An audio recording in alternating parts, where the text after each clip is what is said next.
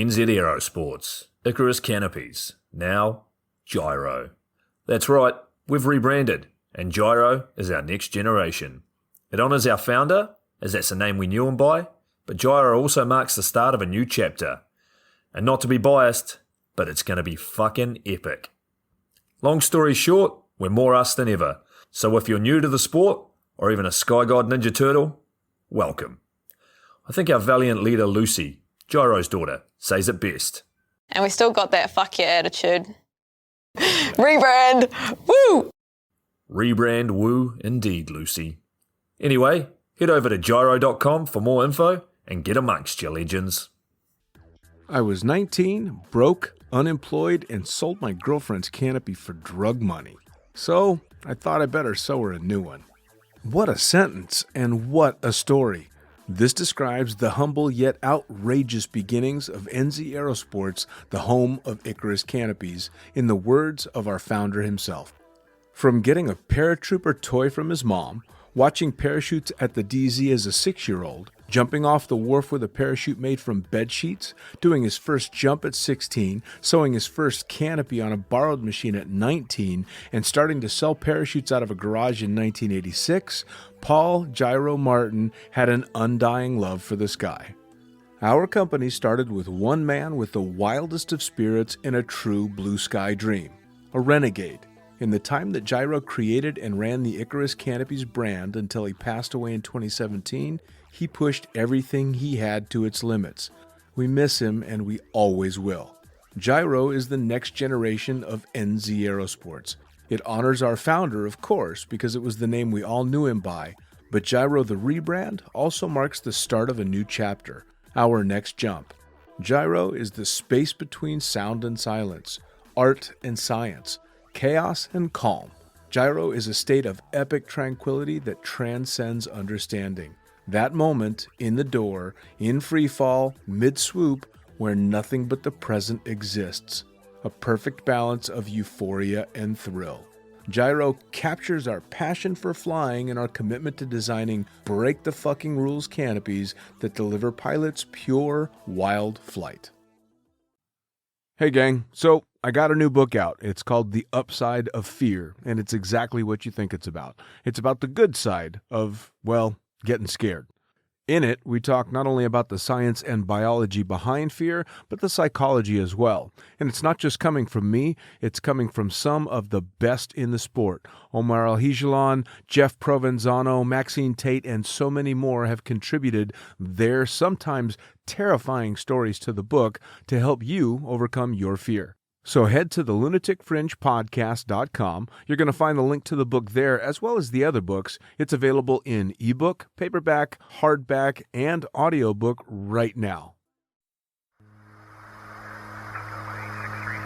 Coming straight from the cockpit, it's another episode of Lunatic Fringe with the fucking pilot.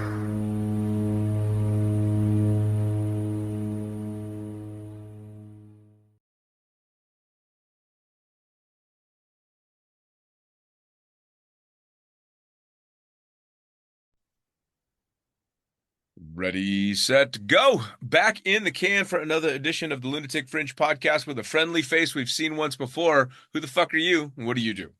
Matt Jaskol, and I do a lot of things: race car driving, skydiving, and a lot of race car coaching, a little bit of stunt driving, and a few other things sprinkled in between. So a little shake and bake everywhere. Yeah, a little shake and bake, baby.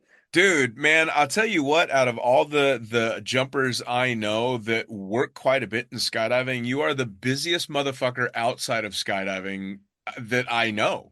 Yeah, I mean, you know what? And of course, it's all relative, right? People like us, we feel like losers, if I even dare say sometimes, if you're not doing something. But I constantly have to remind myself, like, dude, just chill, man. Like, I'm on the road 250 days a year, traveling, doing a lot of stuff. And then when I'm home, I feel like, oh man, I'm just sitting around. What am I doing? It's hard, right? Like as soon as you sit down and you're like, all right, I'm going to make myself be lazy today. And you make it till about 1 o'clock in the afternoon and you're like, I'm such a fucking slug. And you end up in the gym beating the shit out of yourself or doing something because you can't sit still. Are you watching me? What are you saying? That was exactly my day yesterday. Yeah, man. I do the same thing because I retired a little over a year ago from flying full time, and so I tell myself, no, man, enjoy it. You don't have to do shit today. Today's a day off from the gym. You're not going to do anything. Nah, man. There's no such thing as a day off. Yeah, true. And it's been kind of a slow year this year. And so there has been a little bit more downtime. But then of course I've just been taking care of like the family stuff, like just getting older, right? Like I'm taking care of like family, a little bit of property and trying to remodel my mom's bathroom and just stuff like that. And Nice. actually, which I'm happy to do because it gives me anxiety, like when project little things aren't finished or things are getting old and need to be taken care of. So I have been a little slower than most years. It's been slow. I don't care what work you're in. I don't care whether it's motorsports, skydiving, automotive, Hollywood. It seems like everybody's kind of said the same thing. It's just a little slower than everybody was expecting or hoping in the last couple of years. And Sure. so I've been taking advantage of that a little bit and just trying to get some work done around home. So I think you're officially an old man this year, aren't you? Shit, dude, I knew you were gonna bring that up. I shouldn't have told you. I shouldn't have told you when we first chatted. But yes, I am. Fucking the big 4-0, man. How's it feel? Yeah. A little on. I mean, honestly, okay, just like candid, couple of bros talking. Little stressed. Not doesn't feel awesome. I mean, 30 actually was pretty rad. Like I remember being upset or nervous about 30, and some people out there would understand, especially motorsports people. Like the older you get, man, your window's closing, and it's like you're constantly told, like, oh man, your career's almost over. You're not going to be doing much. So like coming up on 30 when I was working at the Speedway and just working at a racing school, I was really kind of down. I was depressed, which we'll talk. That's what led me into skydiving, but and then 30 was rad. 30 was some of the best years of my life. It was cool. But now approaching 40, I'm trying to have that same mentality of like, it's going to be cool, but it is tough. It's like, you're getting in those years for me, as far as like motorsports go. And, there's not going to be a lot more opportunities left, but I'm excited still for what the next chapter in life is going to bring, Sure. It's weird because 36, oddly enough, was a much harder year for me than 40. Oh, okay. That's weird. 40, I was like, I'm still doing this shit. I'm fucking 40 years old and I'm still doing this shit. Cause I'm sure you're the same, man. I remember looking at 40-year-olds when it was around the time my dad was turning 40 and they were fucking old. Yeah, bro. Yeah, things are different. Like when my dad turned 40, I was scared. I was racing go-karts and I was like, oh my God, my dad's an old man. And now I'm turning 40 and I do get like, dude, I go through all the emotional roller coaster. I don't have kids. I'm not married. I constantly do the fucking, am I doing the right thing in life? What have I done? Have I fucked up? I guess I'm going through that a process of emotion of like, man, have I done okay in life? Where am I at? I can say it very honestly. I'm not where I want to be in life. Things didn't quite work out the way I worked really hard for, but I do constantly stop and look at, man, I've accomplished a lot. I've done a lot of crazy stuff. I've done a lot of amazing things. And I got to remember to be proud of myself for what I've accomplished. Sure. And know that there's still a long road ahead of me, hopefully. So, Well, and it'll either make you feel better or worse, but I just turned 55 and I feel exactly the same fucking way. yeah, so no bullshit. I look at you, dude. No, and I'm not blowing smoke up your ass. If I can be like you and looking as cool and looking young and fit in another 15 years, I'll be stoked, man. Like And still waking up wondering if you're fucking yourself up or not. right. Okay, so I still have that. Thank you for affirming that. I'll still have those feelings, but man, there's a lot I still want to try to accomplish and want to try to do, and yeah, man. So looking at somebody like you and knowing about your life and background, genuinely, I'm like, dude, if I can be like you in 15 years, I'll be stoked. I'll be happy. Well, and I'll tell you what, it's funny too, because I've got people that are 15, 20 years older than me, and I'm thinking the exact same thing. And the one thing we all have in common is for some reason we jump out of fucking planes. Yeah, it's weird. That's cool. Good. So speaking of, you already kind of allayed to how you got started, but we know you were racing cars. Tell us a brief bit about that, and then how that led you to skydiving. Yeah. So for those that didn't see our previous podcast that we've done together, so my story, just to, again, even quicker than what we've probably gotten deeper into before, because hopefully people go back and see some of the first Absolutely. episode we've done. I was a young racing driver. I was only 10 years old. Started out in go-kart racing. Was coming up through the ranks. Got a scholarship with the Skip Barber Racing School, which was pretty well known. and I raced in that championship. And from there, I was only about 16, going on like 17 years old. Red Bull was doing their American Formula One driver search during that era, trying to get an American back in Formula One. And I got chosen for that program. I was going through that. I was teammates with guys like Scott Speed and some other, top American drivers, and did that program, did pretty well, and, won races and did things I was supposed to do. But, again, racing and the world of motorsports and politics didn't work out. And but still continued racing until the economic collapse in 2008. That kind of set me back. It retired a lot of drivers. I was still a young man in my 20s, but there was no real funding, no sponsorship. Family wasn't doing so well after the economic collapse. Vegas was hit exceptionally hard during that time. House was in foreclosure, family was losing everything. So I was just working. And when you're a young racing driver who's not racing, you're just trying to find trying to find work with what you know how to do. So was becoming a racing instructor more and more. And then, a long journey, racing up and down. And sometimes I'd be racing, sometimes I wouldn't. But I came across a company called Dream Racing here in Las Vegas, which is like the premier driving experience, exotic cars, race cars, things like that. And was doing that program for years and became their chief instructor for quite a while. And it was one of the guys that I worked with, was with them side by side every day, who was also like one of the owners of the company. And he was this heli pilot, wingsuiter, fucking crazy son of a bitch. And I'd go on adventures with them and hang out. And again, I think I remember telling you this, like the first guys I ever met before I was a skydiver. So this is 2013. I'm not even 30 yet. I'm coming up on 30. And I go on this little adventure in Page, Arizona, and I'm watching a guy named Scotty Bob. I'm watching a guy named Ian Mitchard. I'm watching Matt Froelich, Matt Keeney, who's no longer with us. And so I'm watching some of these fucking wild guys jump off cliffs, and I was just terrified. And it wouldn't even be until almost a year later that finally I got pushed to go do a tandem, and the rest is history after that. Where was that first tandem? Here in Las Vegas. Eddie Carroll was running Vegas Extreme.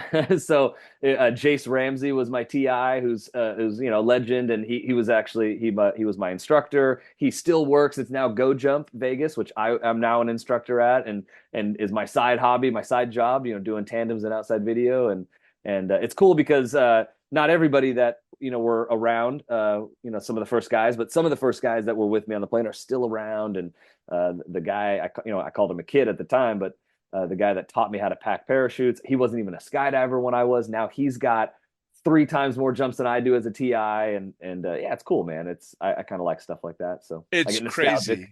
It's crazy. Well, and especially in a town like Las Vegas, because I worked, with the exception of the original North Las Vegas, I worked to some degree at every fucking drop zone that was there in the time that I was there. Because I started working, the first video jump I ever did was with Outlaw in Gene, which was the Molars out there. Yeah. Then and I that talk to Brian all the down. time. Oh yeah, and so I went from that to working for Skydive Las Vegas, and then it was Gravity Zone in Gene, and that closed down, and then it was Eddie Carroll and Dale Hinton that ran Vegas Extreme. I fucking did all the rack cards for them and shit. So it's so great to hear people that came up there and actually really stuck with it and are giving back to it still there. Yeah, man, it's still, luckily it's still cranking, Go Jumps, running a pretty good operation. And, you still have Skydive Las Vegas, which isn't at Boulder City anymore. They're with us at Gene, which is, like basically right near State Line for those. Are they really? Know. Yeah, Wait, yeah. So, yeah, dude. Holy so shit. Skydive Las Vegas is not, this has been for a couple of years now. They're not doing so well. They don't have a big plane anymore. It's just Morrow and like one other instructor, a little 182. And I don't know how they're still operating. They're there when we're there, but they're doing a few loads a day. And did they just have airport access stuff in Boulder City? Because I heard somewhere that might have been an issue. Dude, it's like any other political. It's like, skydiving's worse than motorsports possibly with the BS and the rumors and stuff. Sure. It depends on who you ask, because even I ask out of curiosity. I just ask out of like, I'm an entrepreneur, I'm a businessman. Like I like to know things. I like to understand how things work. So when I ask questions, I don't give a shit about I don't really give a shit about any drama or bullshit. I just want to know like the inner workings or how it works. So I was like, hey, why are they here? Why aren't they in Boulder City anymore? Well, the rumor always was for many, many years, even when I first was a baby skydiver a decade ago, was that and the reason why nobody was allowed to jump in Boulder City was there was no fun jumpers allowed because the rumor I always heard was that Boulder City doesn't really want skydiving here, and they're looking for any reason to shut it down. And so apparently, supposedly, Boulder City finally did that. They shut down skydiving, and the owner of Skydive Las Vegas gets kicked out and comes down to Gene. But then I talked to somebody else. They go, oh, it was because he was a piece of work. Nobody wanted to deal with him, so that's why he got kicked out of Boulder City. And now, so you hear so much BS back and forth, man. Like, and now I hear like Boulder City might open back up, and who knows, man. Well, and Skydive Las Vegas was my home drop zone. I mean, that's where I did my first tandem. That's where I learned how to skydive. That was the first proper skydiving gig that I ever had. So it's funny to hear all that stuff. And then of course you move to Gene, which is, I mean, it's a 45-minute drive, but it's a 10-minute flight away from Skydive Las Vegas. I mean, it's quite close.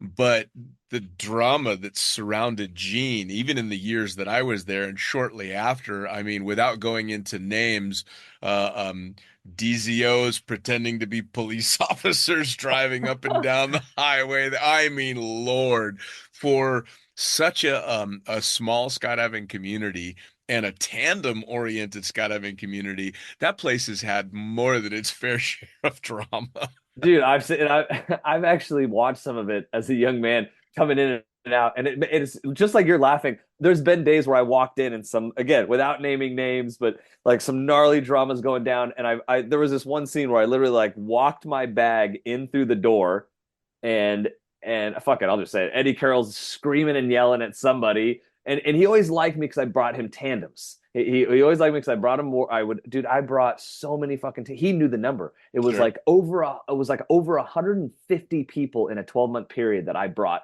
because I knew a lot of. Been in Vegas for over 30 years. I know a lot of people, and of course, as a new skydiver, I was just like fucking pushing constantly. Facebook, everybody come skydive because I got a free skydive for every person I brought, so it paid for half my skydiving career. So I like anytime I was there, as much as Eddie was intense and he'd have good days and bad days, he was always fine with me because he knew I brought him money. I brought him money and I paid, even though he didn't really like fun jumpers. I had a good relationship with him. But I opened the back door and I'm just smiling. I'm excited to go do some jumps. And I opened the door, I rolled my bag, I got my bag behind me, and he's like, oh, he's going off on somebody, and he looks at me and he goes, "You're not fucking jumping today, mate." And I just went, "Copy that," and then just turned around and went out the door and didn't even ask why, and just loaded my bag up and drove away, man. So there was multiple days some shit like that happened, Oh yeah, man. Shit, the last real big piece of drama I had in that drop zone attached to Eddie Carroll, I was actually working for him and Dale, and we had a war going on with the other drop zone that was on the same airfield, literally on the other side of just a partition in the room. I mean, literally you can hear each other talking through the movable wall. Sin City is what Sin City is what, because it was still happening when I became a skydiver, and it was called Sin City Skydive, I think. Yeah, absolutely. And so we had this war going on, and their pilot was like doing everything that he could to just try and ruin everybody's lives. And I ended up in a fucking fight with him in the bathroom out there. Like restraining orders and all kinds of shit because fists were getting thrown in the toilet. That's awesome. See, I miss those days. Things are a little bit tame in Gene lately. Things are more politically correct, and it's like a little bit more corporate. I'd like to think I'd like to think I wouldn't get in a fight in a toilet ever again, but I mean, who knows? You never know. So the jumping starts for you in Vegas, and a lot of driving stuff is happening for you in Vegas, but you still will go down as probably the only person I have ever spoken to, ever met, or know of that's actually driven a NASCAR car on top of another car. So you've had more than just excitement on drop zones. You've done some shit, man. Yeah, I guess so, man. Yeah, so like it's such a wild, weird, complex story as always, like, to get into how motorsports works and how things happen. But yeah, so like I become a skydiver in 2014, and I'm not racing. I'm 30 years old, and I'm racing like once or twice a year just to kind of stay relevant and kind of stay out there and stuff. And obviously it's still my passion, but it's how I make a living per se. Like I'm coaching drivers, I'm mentoring drivers. You know, I even have the distinct honor of mentoring an Indy 500 champion from the time he was a young man all the way through go-karts, and then was with him when he won the 500 in 2016, Alexander Rossi. So yeah, I mean, I've done my fair share. You know, I'd like to think I've done my fair share of like coaching, mentoring, and racing and motorsports. And but you know, still, again, I was genuinely just straight up depressed not to be in a race car, you know, not doing what I devoted my whole life to. And skydiving was my outlet. You know, it wasn't about adrenaline, as we've talked about before. It was about just something to apply myself to, and it was that drug that, you know, the dopamine is what it was, really, not adrenaline per se. You know, I was traveling, I was meeting new people, I was learning something that was difficult. Skydiving, to me, to be good at is difficult, obviously. And so, yeah, man, it was just, it changed my life, like it does for a lot of people who are listening to this, and everybody's got a journey and stuff. And so skydiving filled the void in my life, plain and simple. It filled that void that I had not racing. But I was still, even though I was pursuing skydiving and traveling and stuff like that, I was always still trying to put some money together, sponsorship. I was always trying to get back in a race car.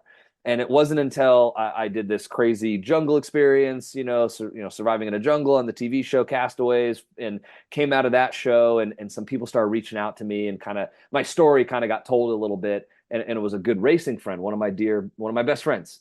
He's a race car driver now, and he reached out to me and said, "Hey man, I'd love to help you out." So he helped me. He kind of paid for me to get back into a sports car in a lower level, kind of like Daytona 24 hour, but like even lower. It's like the precursor to the Daytona 24 hours. It's a 25-hour race in California that some, you know, like lower level teams do to prep for Daytona, and it's low budget, low cost. And he got me in the car for free. He got me there just to kind of like get me back in a car. And so that was 2018. 2019, I'm working again. I have a chance to get back into a race car full time, like a sports car Lamborghini program. Fucking pandemic hits, and honestly, I almost lose my shit. I literally, when it happened, I was getting ready to go racing in a professional Lamborghini race car championship with what you call a gentleman driver, the guy that's paying the bill, and we would race pro-am. And it would be a good salary, man. I'd probably make like 50 grand, 60 grand for only racing like 8 races. Sure. You know, coaching him. He was a cool story, really cool guy. He's the heir to Minute Maid orange juice. So it's like, yeah, that's a whole funny story. Like, so anyway, so I'm mentoring, coaching this guy. He's in his like later 50s, wants to go racing for fun.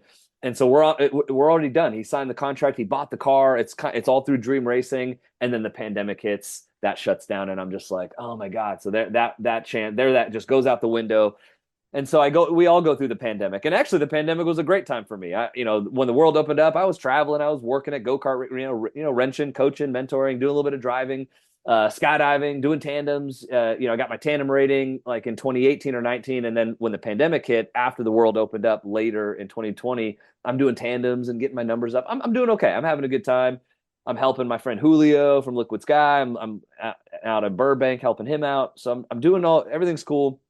And then in 2021, out of fucking nowhere, a guy that I've known for 20 years, I met him when I was a go-kart racing kid. I met, over 20 years now. Met him when I was like 15 years old. So like the early 2000s. He started a auto parts company, kind of like an Amazon of auto parts, like online, called Auto Parts for Less. And he had created a lift kit company, and he was creating the bigger company, the Auto Parts for Less company. He comes to me and goes, "Hey man, I've always believed in you. I've always loved you, man. I know I believe in your ability. It's my dream to be in NASCAR, to be a sponsor in NASCAR, and I want you to drive for me." And so you can't just go to NASCAR and just get in a race car. It doesn't work that way. You can't do that. It doesn't matter how much money you have, actually. You have to still go through like an approval process. Sure. And so, yeah, so we go to the NASCAR Vegas race, March 2021. And we meet with a team, a low budget team. We don't have a lot of budget. And we get on a phone call with NASCAR. It was actually Brett Bodine, pretty famous name in NASCAR, Jeff Bodine's brother. Yep. So Brett Bodine is in charge of driver approvals. So we get on the phone with him, and he's like, "Matt Jaskol, who? What?" He was like, "What do you want to do?" And so he's like, "Yeah, I think I've heard of you. I'll look you up." So we're trying to ask for approval. So the way NASCAR works is, if you're you're an old driver, young driver, you have a racing background, and you want to race in NASCAR, you have to get approved, and you can only get approved for usually either a road course first or one of the small ovals, like a half mile. They're not going to just fucking let you go to Daytona, at 200 plus miles an hour and go wreck everybody.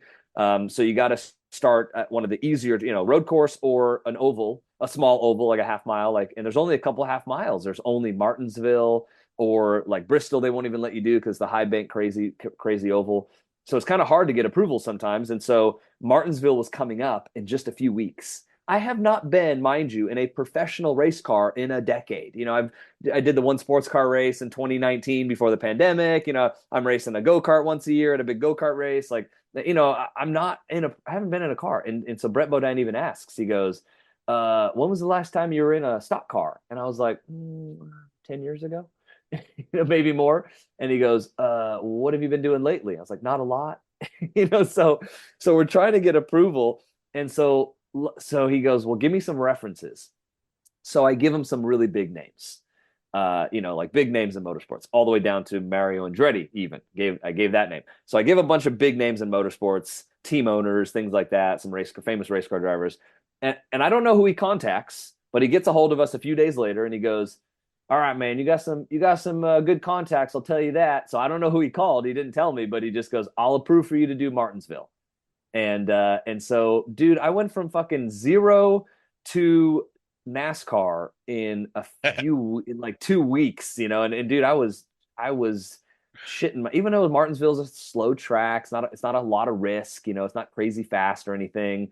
Dude, I was practically shitting myself before my first NASCAR race. Not for any other reason. A lot of athletes would understand.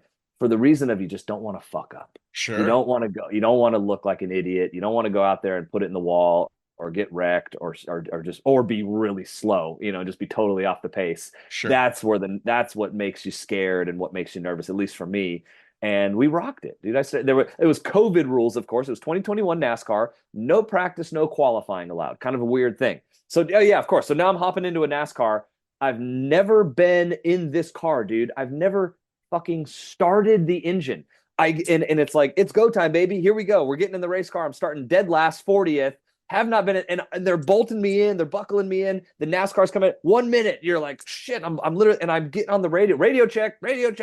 And spotter's like, all good. I'm like, what buttons do I turn on? Like there's switches everywhere. And they're like, turn these on, turn those fans on. Okay, let's go. And that was my first NASCAR race. And I started 40th and finished 23rd. Jesus Christ, man. It was a good fucking day, actually. It was cool, yeah. That's like finishing AFF a decade ago, showing up at the drop zone and they hand you a fucking Leia. Yeah, so no, genuine. So that's good for Scott. Again, skydivers. They're sport oriented, motorsports fans. It would be the equivalent of how I used to tell people was I used to say it like piloting. Imagine you flew a 182 a few times, and maybe some other little one single engine sport plane, little acrobatic plane a decade ago, and now you have to bolt in an F-16 and go right now. And you're like, what the fuck, dude? I don't, yeah, I flew a little bit. What's Russell, what's that guy's name from Independence Day? He's like, yeah, I'm a pilot. That's kind of how I felt getting in the car. Like, yeah, I'm a pilot. I got this. Well, I mean, I'll tell you what, though, your previous experience in cars, and then especially because you were not new by that time in skydiving, but an established skydiver by that point, you've kind of learned how to zoom in, right? And just focus on, I mean, I suppose in a NASCAR, it's not the first 10 feet in front of you, it's the 200 feet in front of you. Yeah. But I would imagine that had to help a lot. Like, okay, I'm driving now, I'm going to shit my pants later. Yeah, I mean, listen, everything I've done, not to sound cliche, it led me to that moment. And I have a belief in my ability. I was considered one of the best in North America, as a young man coming up through the ranks. So I know I have the ability to do it, but it's still like, if I was just going out there by myself, I know I can go drive the car pretty quick, but you're around 40 other cars, sure. And you're in a lower budget car. You're not in a really great car, and you don't even know what the brakes are going to do going into turn one. You don't know how much speed can you roll through turn one without spinning out and crashing the car and looking like an idiot. Right. So that's where you get the nerves of like, shit. And the nerves of like, everybody's expecting you to perform, even though it's like, you're just hopping in this thing, you got to go. people are still going to be like, well, if you suck, it doesn't look good, right? So that's where all the nerves come in. You're just like, ah, man, I gotta I gotta do okay. I gotta do all Sure. right, and I Well, and I better would not crash imagine this thing. you're also probably under a tremendous amount of pressure because you've got someone that's reached out to you and a friend of yours that's going out of their way to put you in the seat. Yep. So that's got to be a lot of pressure too. And of course, for somebody like me or any, armchair drivers out there, I watch an F1 race and I'm like, I can do yeah, that. That's easy. I can And people, handle. I've cornered my fucking Mercedes around a fucking tight corner before. I could do that shit. And of course, the reality is there's not a chance in hell yeah, that the average Joe can go out and do that shit. yeah. But I mean, you've got all that training, and so I can still imagine all the pressure and all the nerves that have got to be on you, and then to be just thrown into it. Either you're going to do really well like you did, or you're going to completely crumble. Yep, true. And the way it works is, yes, you made a really good point that I'd like for people who might be curious. So to race in NASCAR in the Xfinity series, so I wasn't even racing in the Cup series on Sunday. I'm racing Xfinity, which is one level below. It's truck, Xfinity, Cup. Those are the three professional levels of NASCAR. It's usually traditionally, Friday is the truck series, Saturday is the Xfinity, Cup on Sunday, but you're racing against a lot of the same Cup drivers. You're racing against the Cup teams in the Xfinity series. It's all pretty tough, and so the money, people ask. So to race with a top level Xfinity team costs about $100,000 per race, and it's just mind blowing. I don't even know where some of the people come up with this money other than like the rich kids and the family money. So my sponsor was paying about 30 grand a race. That's a lot of fucking money. Yeah. $30,000 per race. He was writing a check for me to go get in this race car just because he wanted to be in NASCAR and wanted to advertise and put his name out there. And so that it's crazy to think that's a low budget team. That's a low budget, slower car, not a lot of budget, and it's $30,000 a race, which is disgusting. It's absurd. Racing is absurd when it comes to that kind of budget. I mean, it ridiculous. kind of puts it into perspective because especially nowadays, I bitch about the cost of skydiving and skydiving equipment and all that stuff. I mean, because I built my entire first rig, including the AAD, for about $2,500. Yeah. That is a deposit on a container now. Yeah, a deposit, yes. Or just a container, exactly. Just nothing else in it, just the container. Yeah. Oh yeah, and a used one at that, And Yeah, I mean, yeah. so I bitch about that, but then I see the numbers bandied about, and I'm sure you watch it as well. I got hooked on the Drive to Survive, the F1 series, which was a sport that didn't attract me before, but now has because they put a bit more context to it. Right up until you see the math, and you're like, oh.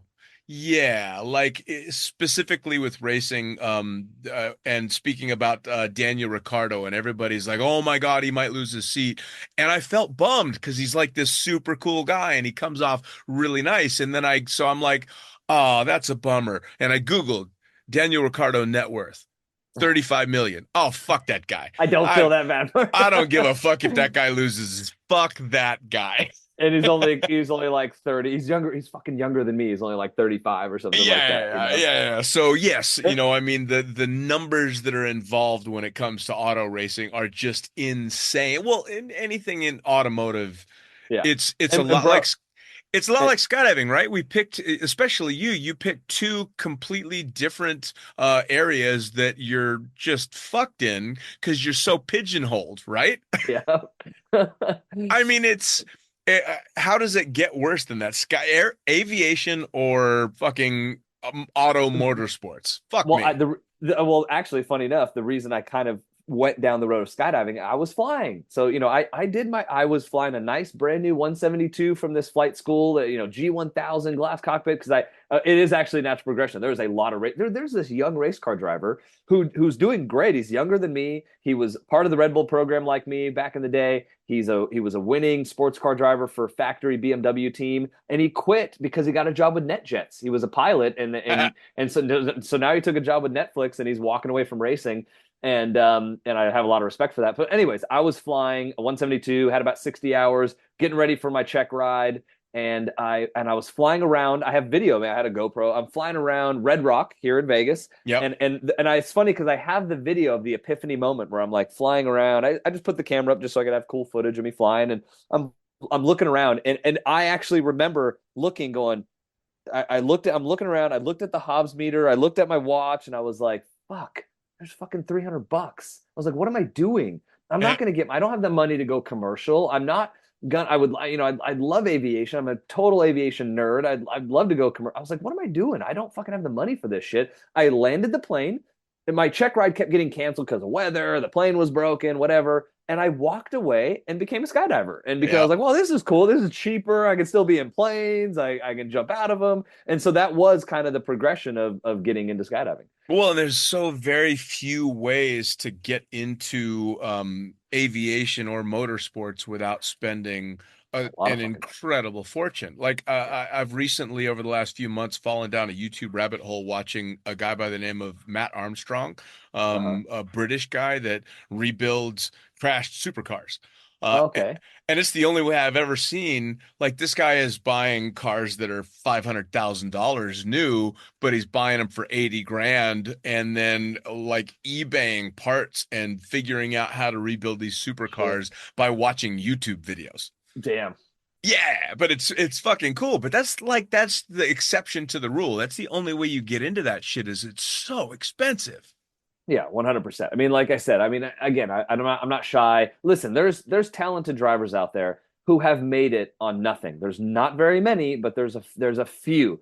But dude, most of the field out there is made up of a lot of nepotism. You know, I'm racing against the owner of the Herps gas stations. If you live in the West Coast or Vegas or anywhere, even in California, you know, you've heard of terrible Herps. So they have like 600 gas stations nationwide. I'm racing against that kid. I'm racing against I was racing against Ty Gibbs, Joe Gibbs' fucking grandkid. You know, I'm racing against Austin Cindric. His father is the president of Penske Motors, the biggest motorsports operation in the world. You know, it's like those are the kind of guys I'm racing against, and it's hard, man. It's tough. It's a little bit disheartening at times, you know, when you're just doing everything you can, and you're sometimes outperforming these guys in worse equipment, you know, and it is what it is, man. But, well, I mean, the exceptions to the rule are like the Lewis Hamiltons, who came from relatively nothing and made it, but the status quo are the guys that were born and raised in fucking Monaco. Yeah, I love when like Charles Leclerc, if you're a big Formula One fan, Monaco. Great guy. Seems like I've never actually met him. Seems like a great kid, super nice and humble. It looks like fucking phenomenal driver, but he came from money. He had a lot of fucking money. He was, you know, it's like people were like, oh no, he didn't come from much. Bullshit, you know. Sure. Or look at Lance Stroll. If you're a Formula One fan, his father owns the fucking team. You know, it's like these are the kind of guys that you're up against, man. Yeah. Well, and the polar opposite to that, of course, is the other sport that you chose, which is skydiving, of course, because your average skydiver doesn't come from money. Your average skydiver doesn't have money. And I know. I'll tell you what, I'm honestly dumbfounded with modern skydiving now, where the fuck people come up with the money to go as hard as they go. Because to be a non-sponsored, non-working skydiver, just out hucking it and training and having fun, how do you do that? That shit's expensive, man. Yeah, dude, bro, I've seen it, right? And I can say I know a few people where they're like burning through fucking some inheritance, or it still comes. There's actually this particular person I met like a couple years ago, and I was like, yo, how the fuck is this person like 30 hours in the tunnel, just traveling to every boogie? And then somebody was like, oh yeah, they got a big inheritance. They're blowing through it. And I was like, oh damn, all right, so there you go. Oh, that'll catch up eventually. Yeah, I know. There's usually an answer, you know, like when you see that, right? Yeah. So the last time we talked, you had a bunch. I think it's been a couple years. It has, dude. I feel bad. I was actually going to go back and watch our last video to remember, just to know some of the stuff we talked about. But I think it's been at least 2 years. Yeah. It was probably 2 years ago because I haven't raced NASCAR, unfortunately, in almost 2 years. And it was probably like right after one of my last NASCAR races or something. Well, because the last big event that you had that actually intersected both driving and jumping was you're still the only NASCAR driver in history to skydive into a race. only professional racing driver in history to skydive That's into a race. fucking cool. I know, and I say all the time. I mean, I do get upset sometimes because, like, man, it was so hard. It was so much work. It was so crazy to put that stunt together, so to speak. And I spent so much time trying to pull off the jump that I didn't really do enough of the marketing side of things. That I still always say it's like a broken record. I don't think we got the credit we deserved for pulling that off. You know, everybody involved. I fucking jumped out of a helicopter into my own race in Las Vegas during driver introductions for a NASCAR race. And once again, no practice, no qualifying on a 1.5-mile oval where the average is 180 miles an hour. And once again, because the team is a low budget team that doesn't have championship points, we have to start in the back. We have to start dead last. So you're starting 40th on lap 2 after you get so lap 1. I shouldn't even say lap 1.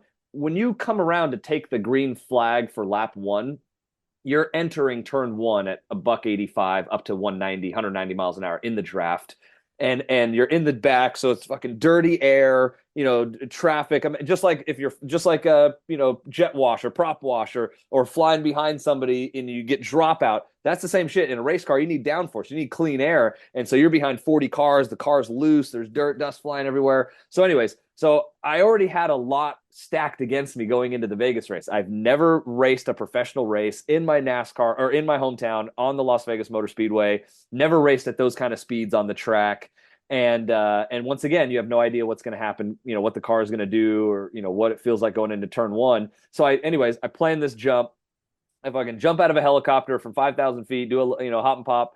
I land next to the driver introduction stage. I go out on the stage. I raised $10,000 for Speedway Children's Charities, donated $10,000 to charity, waved to the crowd. The NASCAR let me explain what I did really fast because people were kind of like, "What was that?" And I explained really fast my background, my story, and what I just did, and the fans were actually like, "Well, that's great!" The fans loved it, and then I walked to the car.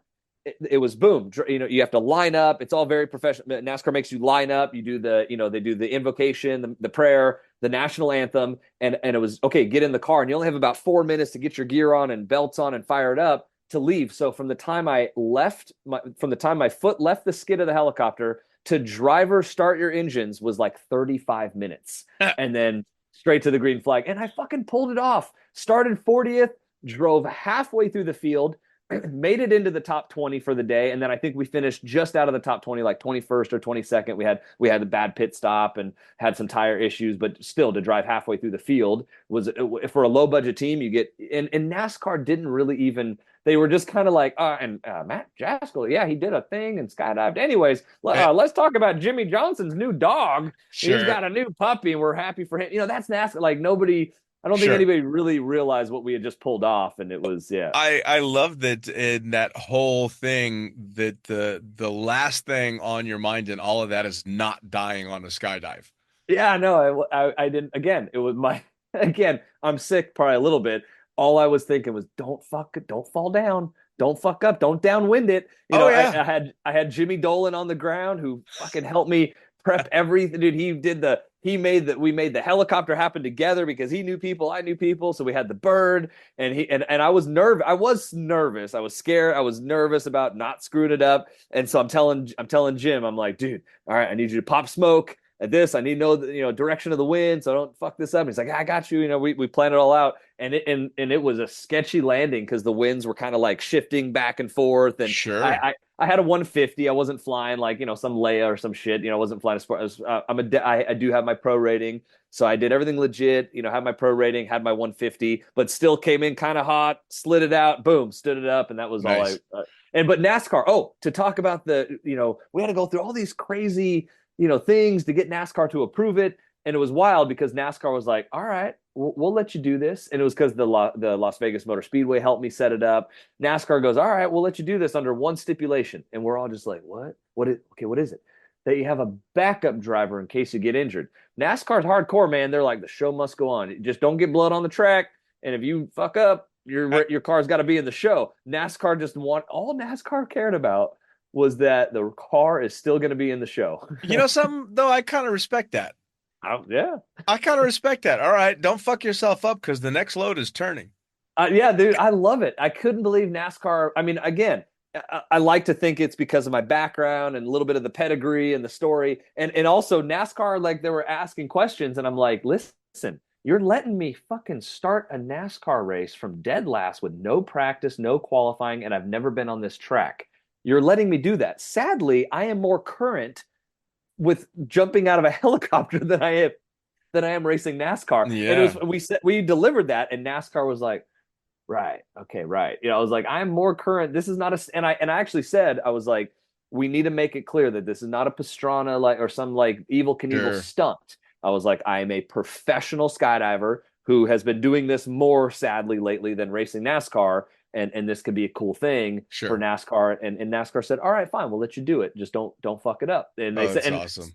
so I named my spotter, who is a badass racing driver himself. He's raced NASCAR for years on and off. Same thing. There's no budget, no money, but he works as a spotter. Talking to you on the radio. He was actually a big help for me. A guy named Stephen Light. He helped me. He was like a coach of mine during the races. So I named him as the backup driver. So if I came in and broke my leg or did something stupid, he would have come down from the spotter's tower and got in the car. And we always joke. I've told the story a million times that there was thousands of. I mean, there's about Xfinity races get pretty good crowd. Like even though the grandstand didn't look full, there was about 50,000 people there. A lot of them are in the campsite areas Sure. for those races, and then they're all lingering around in the infield. And then before the start of the race, boom, then the grandstands get kind of full. So, but there was still about I don't know 7, 8, 9,000 people estimated in the grandstand. So there was thousands of people in the stands, thousands and thousands in the infield. And when I landed, you heard the crowd just yeah. And Sure. my spotter was the only guy going fuck. He was like, damn it, I'm not racing today. Oh, it's funny. Well, and Yeah. quick shout out too, by the way, to your ground crew, Jim Dolan, who, Yes, for sir. anybody that doesn't know Jim Dolan, I've done an episode or two with him. I don't know if I done two. I've definitely done one with him, but Jim Dolan's the co guy running the night jumps over the Las Vegas Strip with Sammy Yes. Popov. So Yes. anybody interested in checking out that particular venture, Jim Dolan is a good person to catch up with. Jim Dolan is also one of the Flying Elvi. Yep. He was the one that got me let me do one of my first. I get to be a part of a very elite club. I got to do a Flying Elvi demo jump years ago, like 2019 or something like that. I think it was before the pandemic.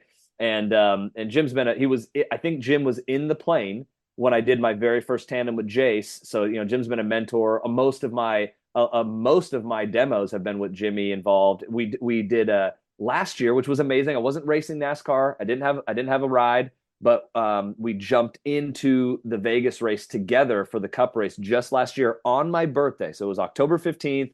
I jumped the American flag. It was the 1,100 square foot flag, so it was a big honor and exciting for me. I never jumped a flag that big. Jim jumped the Kevin Harvick flag because he retired that year, so they did like a tribute flag. So we got to do that together in October, and that was a freaking that'll go down as one of my favorite jumps ever. My dad was there, my girl was there. It was awesome. And so, and Jimmy and I got to jump together, and we did it out of the badass Maverick helicopter. So yeah, man. And to also a little shout out, Jace Ramsey was also on the ground. And I just wanted him there because it was emotional. I was like, man, I'm racing NASCAR. I'm gonna skydive into the race. So he was there to hang out. Yeah, The guy that man. taught me how to skydive. It was cool. Yeah, man. Yeah, I've been jumping with Jim since '96, basically. I took pictures of his first wedding, which is I'm pretty sure why it failed. Uh, because the priest yelled at me in the middle of the wedding for I didn't taking know this. pictures when I wasn't supposed to. Oh yeah, I yeah. didn't know that. That's awesome. Jim was like, "Hey, would you take pictures of the wedding?" And it was a Roman Catholic ceremony, and the priest was cool. He went out of his way to show me where I could take pictures from, but he didn't bother to tell me that in a Roman Catholic ceremony there are times when you can't take pictures. So I'm just click, click, click, click, click, click, and the priest, I'm not shitting you, Jim will vouch for this, stopped the wedding, turned to me, and chastised me for interfering with his congregation's ability to accept the word of God. That is epic, dude. Yeah. Yeah. So that's my buddy Jim. I didn't know, dude. That's amazing. That's Yeah. fucking hilarious. I had no idea. So with all of that, go first, two questions. One, and I've asked this a few times over the last few podcasts. Do you find yourself talking to people that aren't involved in motorsports or skydiving? Do you find yourself telling some of the stories of the things you've done, looking at them thinking, these people can't be believing a word I'm fucking saying?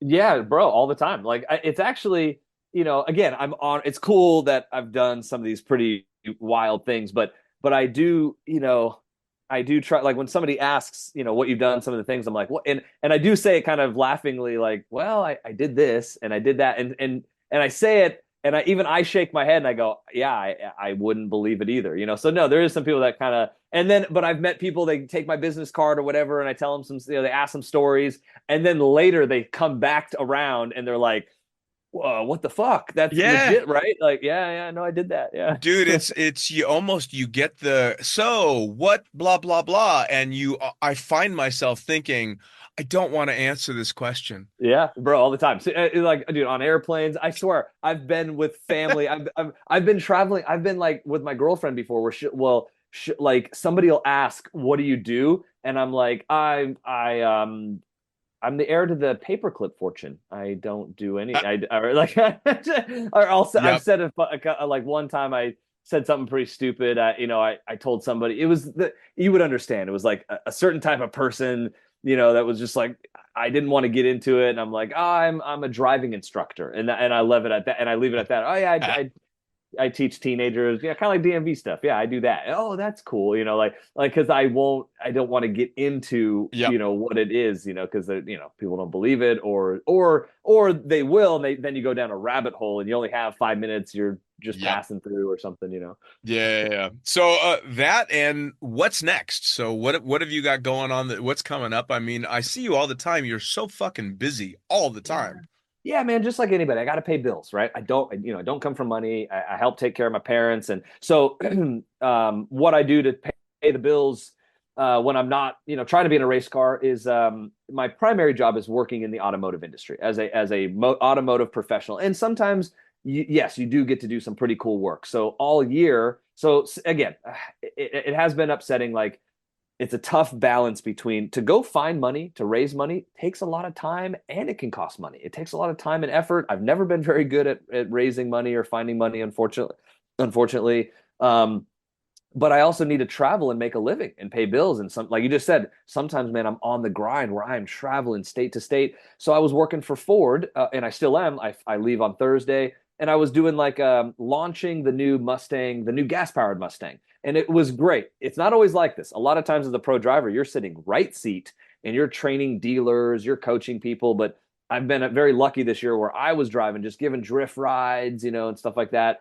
And it pays pretty good. And again, I'm open, and the whole point of, like, to me, a podcast is to, again, share your story, and people might be curious. So a guy like me, you make about $500, $600, $700 a day, which is great, but it might be a quick weekend. It only Sure. might be like 2, 3 days of pay, and then you're out and you're home for a week, then you're back to the next gig. So I've been lucky to work for Ford all year, driving the electric Mustang, the Mach-E, driving the regular gas Mustang, just giving rides, hot laps.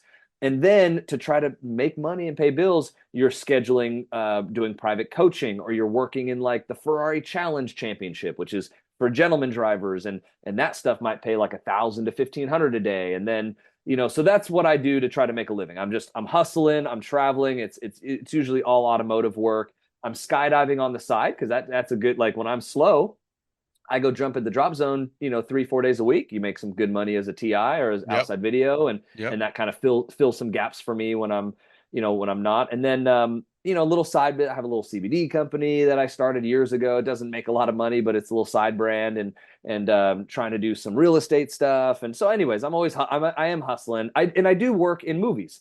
There hasn't been a lot this year, but I just had 2 movies that just came out. So please go check one out. It's called Boneyard with Mel Gibson. It's Mel Gibson and 50 Cent. It's a low budget movie, but it was still, it's based on a true story. And I did my first real stunt stuff. I fell on a table, a little bit of acting, but mostly stunt driving. So I've worked in, I got a decent little IMDb. I've done quite a bit of stunt driving, and I'm trying to focus more on that.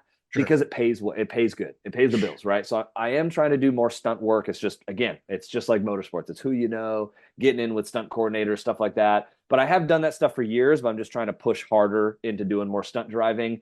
And man, again, like you said, what's next? I do get a little nervous because I'm going to be 40, and my window realistically of being in a race car full time and making money to be in a race car is closing. Quite honestly, it just is. It's the reality of it. Unless I find a big sponsor, unless I find a bunch of money to pay for me to be in a car, I still honestly have years left in me. Like there's other drivers out there in their 40s winning races. Sure. But again, they've been there forever. They got the budget. So what is next is just trying to do more movie work. I'm trying to progress in skydiving, get my numbers up a little bit, because I do want to do some cool stuff, and I still have some plans to try to maybe have another shot at blending skydiving and racing together a little bit to just to share that again and really stamp it, that Sure. nobody's ever gonna, not for a very long time is anybody ever gonna pull this off. And so I am trying to be in a race car. I won't give up on it completely, whether it's a sports car deal or, again, I get phone calls to get into a NASCAR quite regularly. My team that I've raced for, they just called me this year to put me in the Cup car in the big show on Sunday. They said, Jaskol, we would love to have you in the car for COTA, which is Circuit of the Americas, the F1 track. So now, they already raced on it, but they called me up for that race knowing that I'm a good shoe for the road courses. It would have been a low budget, the car would have been near the back, but I still had to come up with some budget. It was very little budget. They needed like $5,000. That's nothing. That is nothing to go get in a Cup car. Sure. I couldn't even find that money. Like to go try to ask for $5,000 for a low budget car. I tried. So there still is some opportunity for me to get in a race car. There's still a lot left on the table that I want to accomplish. I want to do a couple marquee races.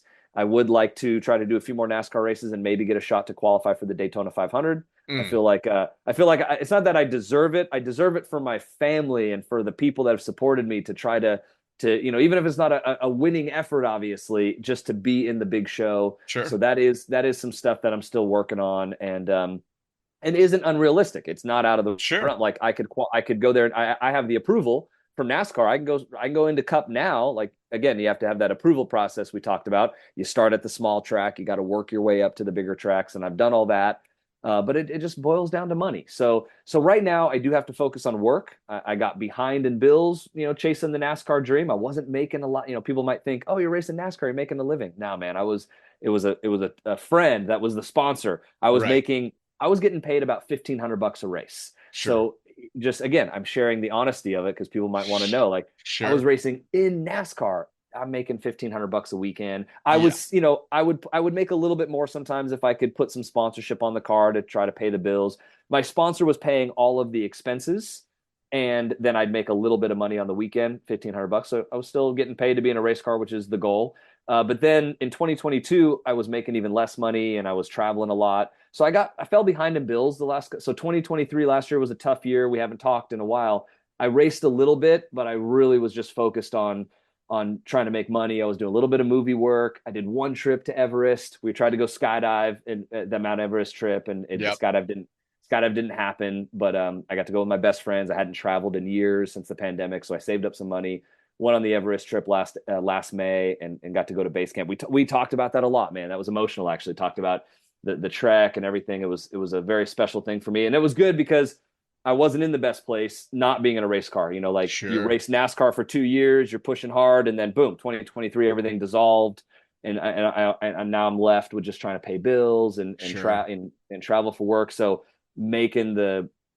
pulling the trigger to spend the money to go to Everest and having those conversations with you, and fuck, that was amazing. That really helped me out a lot to be able to do that trip with some of my best friends. And then I just made it through the year like anybody else, was just working, doing some car stuff, did a little bit of movie work. And this year, unfortunately, we're already halfway through the year. It was a bit of the same. No racing, just working and traveling, doing the car work. And then, maybe I'll try to get my ass in a car for 1 or 2 races, and then we'll see what happens in the future here for next year. Sure. Hey, one last question while I've got an actual fucking automotive professional sitting in front of me.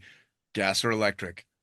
Oh, gas, baby. No, for sure. It'll always be gas. I mean, I just did a big podcast about electric. And listen, all political bullshit aside, electric is awesome. It is a great, fun driving platform.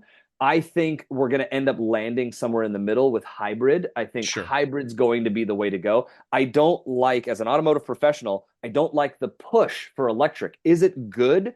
Are they good cars? They're great to drive. Are they realistic right now for the infrastructure and what it takes to build these things, the materials, the mining, the batteries? I mean, dude, I know the numbers. You have to drive a Mach E like 500,000 miles to become net carbon zero for what it is. As far as the driving, they are awesome. I desperately want a Mach E electric Mustang.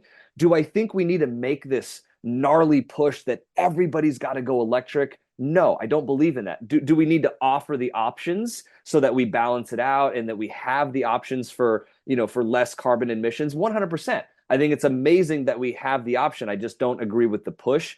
But again, all the political, nature, whatever you believe in aside, the pure driving of an EV is fucking rad, to be honest. It is exciting as shit. I'm a race car driver, instant power. It makes me giggle and laugh all day when I'm driving the Mach E. I absolutely love them. But then, again, talking about automotive, I think that hybrid is going to be the future. I mean, it already is the future. Formula One is running hybrid. Sure. IndyCar just entered their hybrid era for the first time. IndyCar now has hybrid. NASCAR just fucking launched an electric NASCAR as a demo. Yeah, dude, it's all over the internet. They did it in Chicago on the road course this last weekend. So they're not going to ever go full electric, I don't think, but they're kind of like getting people ready. NASCAR, the big old American V8 burning fuel, I guarantee you that within this decade we'll start going hybrid. And I'm okay. I'm here for that. I'm on board with it. It's funny saying all of that. I can picture F1 electric. I can picture almost every other motorsport electric. I can't picture fucking NASCAR electric because I hope it doesn't go electric. I mean, we got to keep some Americana and yeah, man, because I hear. I don't see NASCAR. I hear it. I like that sound of the cars going past is just ingrained in me. The F1 is already so high pitched and that I can already picture that being electric. But NASCAR, no. Dude, so I again, my stomach sank. So I'll send you the link when we're done. So they unveiled their concept electric NASCAR, and I mean it was rad. It was like 1,000 horsepower. I think lighting up the tires, but. Again, I don't see NASCAR doing that anytime in the future, but I think people will still be shocked to see NASCAR go hybrid. I think they're going to have to, rather than big old V8s. It'll just like the fucking Ford Raptor has a V6 turbocharged motor that's more powerful than the V8. It's sure. Like, so do I still love NASCAR V8 stuff? Of course. What really draws me in and what actually disappoints me about Formula One, genuinely makes me sad, is the noise. Formula One used to just be the most incredible, out of this world, alien-like sound that you just couldn't. It was like trying to explain what is a skydive. Try to go explain what a Formula One sound was. No, you had to go experience it. So I don't like the way Formula One sounds. It's absolutely terrible to me. The racing is great. The technology is still there, but the sound is really lacking. So I think I don't think NASCAR is going to do it anytime soon. But the fact that they launched a concept electric car shows you that they're thinking of the future. Sure. And I think hybrid is for sure around the corner. But hopefully I'm like, I just say this too. Like, if you're going to do hybrid, just please fucking make it sound good. Like you just said, it's this. Just don't get away. Make it sound good, please. Got to have that rumble. Yeah, now, man. As we wrap up, give people your social so they know how to find you in Vegas if they want to come make a tandem skydive, they want to keep up with your driving career, all that shit. How do they find Matt Jaskol? Yeah, if you're ever in Vegas, please, I'd love to take it for a skydive, even if it's not me personally, help you out. Matt Jaskol, so the name, that's it. That's my social. So MattJaskol, like you see here. And that's on Instagram and Facebook, where I'm mostly on, and a little bit of YouTube. But yeah, reach out to me anytime, man. Especially if there's any skydivers watching this. You got any questions? The biggest question I get in life is, how do I get into motorsports? I usually tell people, don't do it. Not to do it. You got to have a lot of money. But yeah, man, if anybody's watching this and wants to reach out for any reason, feel free. Dude, Matt, as always, fantastic to catch up. I seem to be famous for taking way too long in between catch-ups with people. So we'll try and do it more often. But as always, it's great to hear from you. I'm glad everything is just cranking and that you've got at least a drive to keep going. And I'm thrilled to see where it goes.